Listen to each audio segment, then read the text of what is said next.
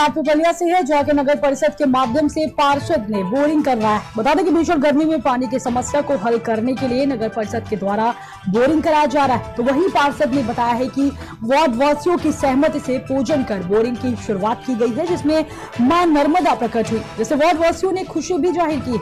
इसके साथ ही बोरिंग में शीघ्र ही मोटर पंप डाली जाएगी, जिससे वार्ड वासियों की पानी की समस्या हल हो सकेगी।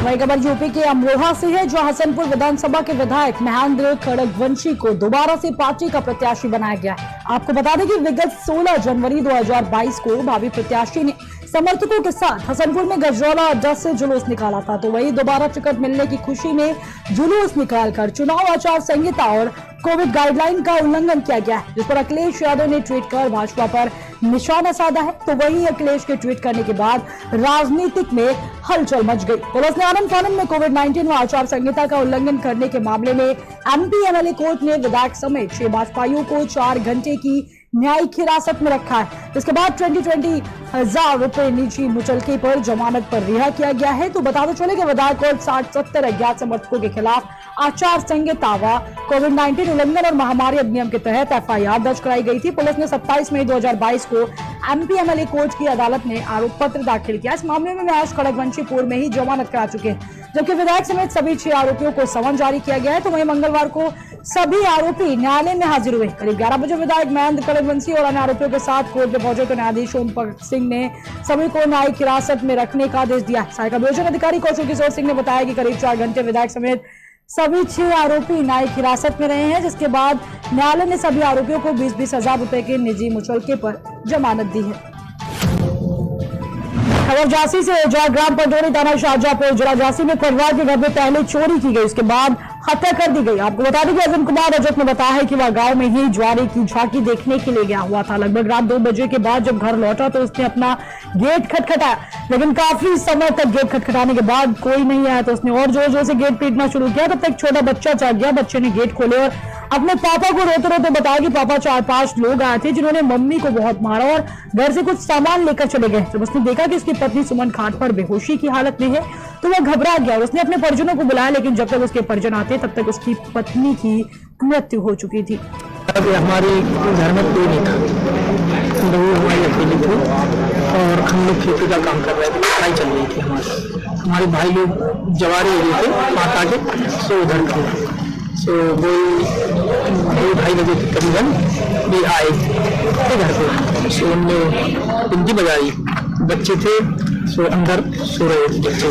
सो बहुत बजाई पिंडी, एक बच्चा उठ के आया बड़ा वाला, पिंडी तोड़ी फिर जाके मताई के संगे मर गया और मताई हटिया पे ऐसे मतलब मानी थे। हाँ, सब गोदरेज तोड़ दी और उसमें से 1 लाख रुपए इवरत जीवा और ओम और मंगलसूत्र पहने था, सो उसको भी खींचा।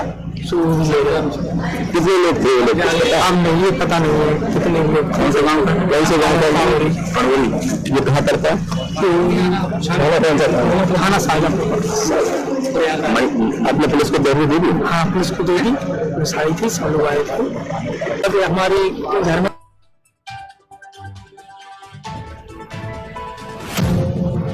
खबर मथुरा के, जो वृंदावन में स्थित तराश मंदिर के पास 11,000 वोल्टेज बिजली की लाइन टूटने से हड़कंप मच गया। इसकी चपेट में आकर ऑटो रिक्शा पूरी तरह से जल गया। वही स्थानीय निवासियों के अनुसार आज सुबह अचानक से 11,000 लाइन का बिजली का तार टूटकर ऑटो रिक्शा के ऊपर गिर पड़ा।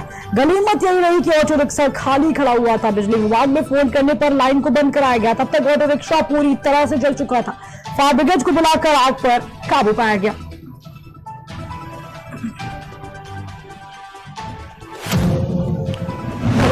से जो संदिग्ध परिस्थितियों में ट्रेन से कटकर युवक की मौत हो गई। पूरा स्टेशन के पास युवक की दर्दनाक मौत हो चुकी है। सूचना पर पहुंचे पुलिस ने शव को पोस्टमार्टम के लिए भेज दिया है। तो वही मृतक युवक बच्ची जसू गांव का रहने वाला था। ये मामला रूलाधारा क्षेत्र के दिल्ली आबला रेलवे ट्रैक का बताया जा रहा है। और यूपी के जनपद बलिया से है, जहां पर पुलिस लाइन स्थित अग्निशमन केंद्र पर अग्निशमन दिवस मनाया गया है।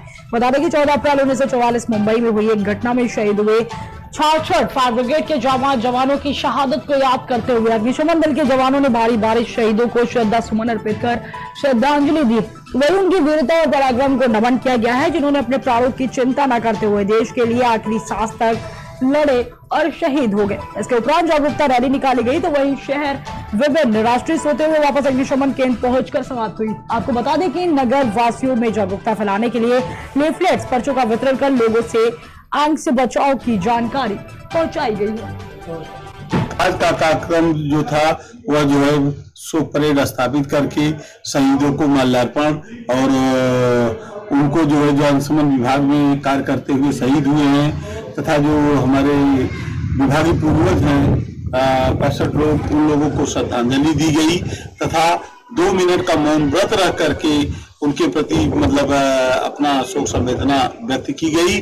उसके पश्चात सभी गाड़ियों और पूरे स्टाफ के साथ शहर में एक जुलूस निकाला गया और उसमें आग से बचाव सुरक्षा के संदर्भ में पूरी तरह से बताया गया तथा उस अवधारणा को जिसके माध्यम से फायर प्रिवेंशन, प्रोटेक्शन और फंक्शनल कार्रवाई की जा सकती है, लोगों को बीच में ले जाकर के चौराहे पर, बस स्टैंड पर, रेलवे स्टेशन की तरफ जाके प्रचार प्रसार किया गया।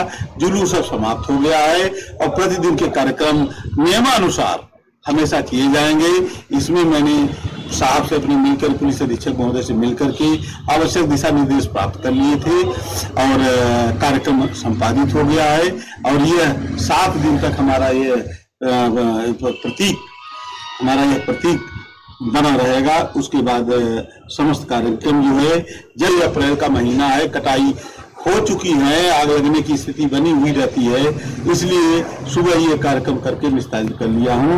आगे हम आपके लिए तैयार हैं। भविष्य में ये अग्निशमन और इससे संबंधित समस्त कार्यों के लिए, जीव रक्षा के लिए, आपात सेवा के लिए हम आल्सो प्रिपेयर्ड हैं, तैयार। आज का कार्यक्रम जो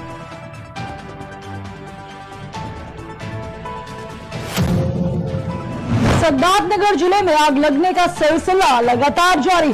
दिन यहाँ पर आग लगी की घटनाएं हो रही है। इस आग लगी से सबसे ज्यादा प्रभावित ग्रामीण क्षेत्र के लोग हो रहे हैं। आजकल एक बार फिर आग ने बासी तहसील के भैंसज गांव में तांडव मचा है, जहां पर दर्जनों घर आग की चपेट में आ गए। दर्जनों घरों में रखा सारा सामान स्वाहा हो गया। यहाँ तक कि लोगों के पास अब ना रहने को घर बचा है और ना ही खाने को कुछ बचा है। इस तपती धूप में वे खुले आसमान के नीचे रहने को मजबूर है। सूचना पर फायर ब्रिगेड को दी गई जानकारी के बाद वो लोग वहां पहुंचे हैं और 2 गाड़ी और पुलिस ने ग्रामीणों की मदद से करीब 3 घंटे बाद आग पर काबू पाया। आशाना जल जाने के कारण परिवारजनों का रो रो कर बुरा हाल है। चाची काव ना हो कौने गाँव आप रहल जाला? भैंसा घर हुए, थाना गोधौरा हुए। आग लगल है आज आपके यहाँ, कितना नुकसान भइलो? नुकसान भइल, कपड़ा लत्ता, जेड, कुर्सी, कुल चीज नुकसान, चावल, दाल, गेहूँ। लाइट के मीटर जरल दिखात बा, तो लाइट का भी सारा सामान जल गया बा, कुछ बचल बा? नहीं, कुछ नहीं बचल बा। कई काव खाए जाए, लड़कन के काव खियावल जाए? सरकार दे तब खावा। देखिए सब सारा सब जल के राख हो गया। तो सर बढ़ है अभी ये कुछ अनाज हुआ नहीं, सर जो हुआ तो आग लग गया तो आप हो गया हमारा। ऐसे में बच्चों का भरण पोषण आप कैसे करेंगे? अब ये सरकार हमारी तुरंत मदद दे और कैसे छोटे छोटे बच्चों को लेकर हम कहाँ जाएंगे? इतना जल गई कि घर में कुछ रही नहीं खाए के, लड़के बच्चे जो पहने हुए भरवाए। आग कैसे लगी है?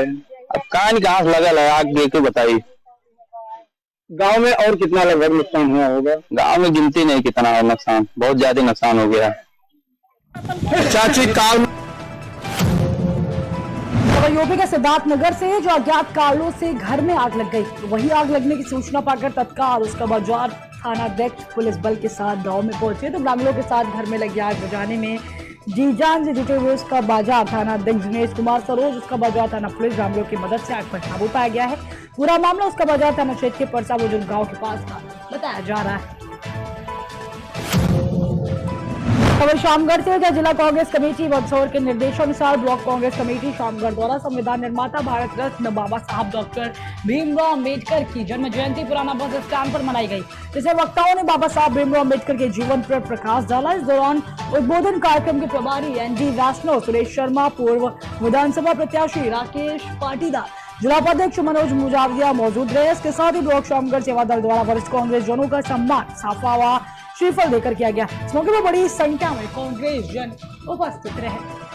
कांग्रेस के कार्यकर्ताओं का जिन्होंने कांग्रेस को ऊर्जा दी है और इतने वर्षों तक कांग्रेस को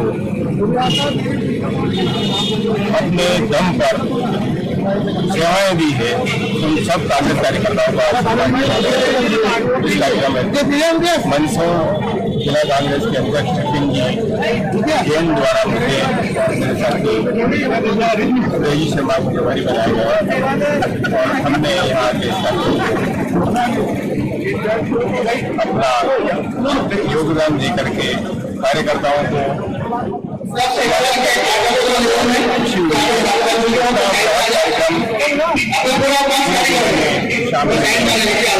ब्लॉक मार्च किया गया है।